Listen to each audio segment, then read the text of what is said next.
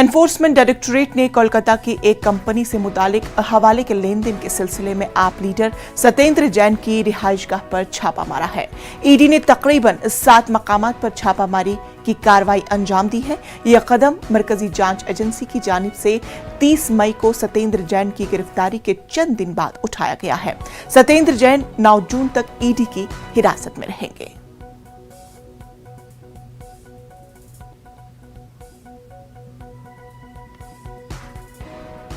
इस वक्त मैं साउथ ईस्ट दिल्ली में हूं और यहां पे केंद्रीय जांच एजेंसी ईडी की टीम पहुंची है छापेमारी करने के लिए। यह ज्वेलरी शॉप है और यहां पे आप देख सकते हैं ईडी की टीम पहुंची है सर्च ऑपरेशन करने के लिए। और इस वक्त में ईडी की टीम अंदर है। इस वक्त में ईडी की टीम अंदर आप देख सकते हैं सर्च ऑपरेशन चल रहा है और सर्च ऑपरेशन चल रहा है इस वक्त में।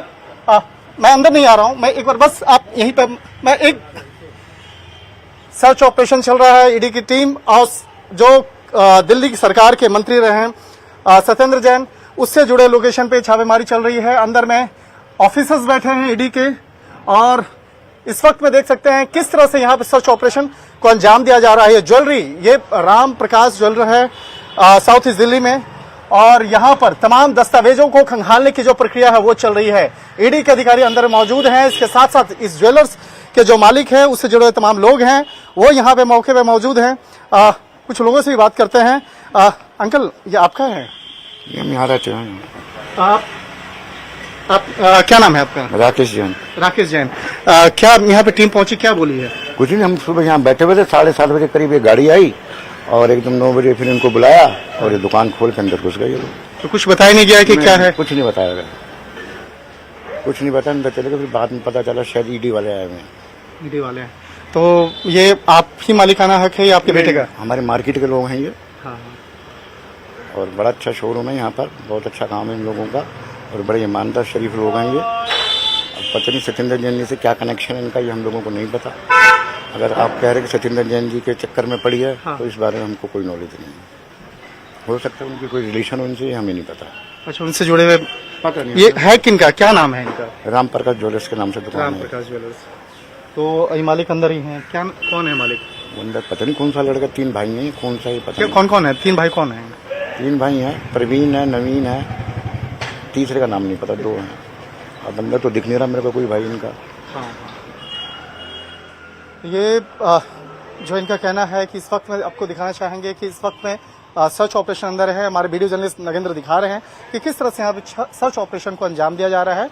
और ये 3 भाई हैं जो राम प्रकाश ज्वेलर्स जो हैं, इनके बारे में बताया जा रहा है कि 3 भाई हैं और यहाँ पर जिस तरह से इनसे जुड़े मामले में जानकारी मिली थी और पिछले कुछ समय पहले सत्येंद्र जैन को जिस तरह से गिरफ्तार किया गया था, उसी गिरफ्तारी के दौरान कई महत्वपूर्ण जानकारियां मिली और गिरफ्तारी के बाद कई लोगों के बारे में जानकारी मिली और उसी के आधार पर इस सर्च ऑपरेशन को अंजाम दिया जा रहा है। निश्चित तौर पे कहा जा सकता है कि जैसे जैसे तफ्तीश का दायरा आगे बढ़ता जा रहा है, यहाँ पर तमाम जो कई लोगों की मुश्किलें हैं वो बढ़ने वाली हैं। हालांकि देखिए अभी कोई पहुंचे नहीं है, ईडी के अधिकारी की गाड़ी है, सिर्फ एक गाड़ी और यहाँ पे भी फिलहाल कोई मौजूद नहीं है। लेकिन अब जैसे ही जानकारी मिली है, आसपास में कुछ लोग भी इकट्ठा होना शुरू हो गए हैं। और इस ज्वेलर्स की अगर बात करें, ज्वेलर्स जो है Ram Prakash jewellers private limited ये कंपनी है और जिस तरह से बाकायदा यहाँ पे ईडी की टीम पहुंची, उसके बाद अब आसपास के लोगों को भी जानकारी हो रही है और कहीं न कहीं कहा जा सकता है कि आने वाले वक्त में इस मामले पर कई लोगों की मुश्किलें बढ़ सकती हैं। वीडियो जर्नलिस्ट नागेंद्र के साथ शंकर आनंद, न्यूज़ 18 दिल्ली। देखिए, ये प्रताड़ना की कार्रवाई है, ये कोई रेड की कार्रवाई नहीं है। और दूसरी चीज, 5 दिन तक सत्येंद्र जैन से पूछताछ हुई। इसी बीच हाई कोर्ट में ईडी ने लिख के दे दिया कि उन पे कोई एफआईआर नहीं है, कोई शिकायत नहीं उनके खिलाफ। जब कुछ भी नहीं मिला सत्येंद्र जैन के खिलाफ, क्योंकि वो एक ईमानदार इंसान है, क्योंकि वो दिल्ली की सेवा स्वास्थ्य के जरिए ऐसे तरीके से कर रहे हैं कि पूरी दुनिया में उनका नाम हो रहा है, उनको बदनाम करने के लिए, उनको प्रताड़ित करने के लिए आज उनके घर पे छापा मार दिया। और उनके घर पर भी ये पहली बार छापा नहीं है। उनके घर पे सीबीआई का, ईडी का, आईटी का कई बार छापा मरवा चुके हैं मोदी जी, कई बार छापा मरवा चुकी है भारतीय जनता पार्टी, निकला कुछ नहीं। तो इसलिए ये जिस प्रकार से भारतीय जनता पार्टी और मोदी जी की बौखलाहट दिख रही है कि एक ईमानदार मंत्री को जो स्वास्थ्य के क्षेत्र में अनुकरणीय काम करके दिखा रहा है, उसको बदनाम करो, उसको प्रताड़ित करो, उसको उठा के जेल में डाल दो, उसके परिवार को प्रताड़ित करो, पत्नी को प्रताड़ित करो, बच्चों को अपमानित करो। इस पूरे मामले पर हमारे साथ हमारे नुमाइंदे शंकर आनंद हमारे साथ जुड़ चुके हैं। शंकर आनंद, ईडी की इब्तिदाई कार्रवाई में क्या कुछ इंकिशाफ हुआ है?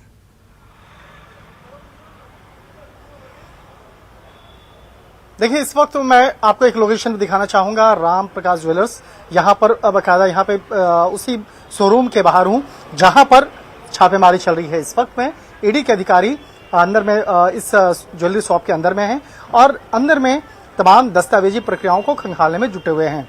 ये देखिए, ईडी के अधिकारी तमाम दस्तावेज को खंगालने में जुटे हुए हैं और लगातार उन कंप्यूटर, लैपटॉप, मोबाइल, तमाम गैजेट्स के माध्यम से बकायदा उसको खंगाला जा रहा है और तमाम दस्तावेज को खंगालने का काम इस वक्त में ईडी कर रही है। इसके साथ ही जो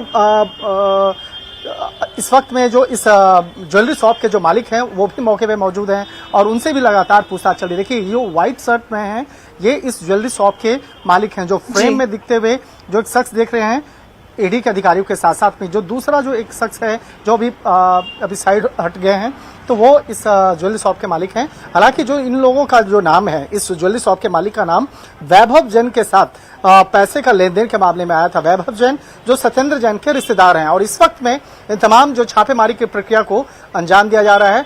तो आज सुबह में तकरीबन 7 बजे ईडी के अधिकारी यहाँ पे पहुंचे और ईडी के अधिकारी पहुंचने के बाद इस सर्च ऑपरेशन को अंजाम दे रहे हैं। हालांकि कुल 7 लोकेशन पर छापेमारी की जा रही है, जिसमें कि 6 लोकेशन राजधानी दिल्ली का है और 1 लोकेशन गुरुग्राम का है जो हरियाणा का लोकेशन है, वहां पे छापेमारी चल रही है।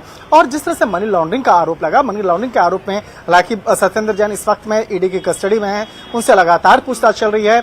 लेकिन पिछले कुछ पूछताछ के दौरान पिछले कुछ दिनों से कुछ महत्वपूर्ण इनपुट्स मिले थे, उसी के आधार पर आज इस तमाम छापेमारी की प्रक्रिया को अंजाम दिया जा रहा है।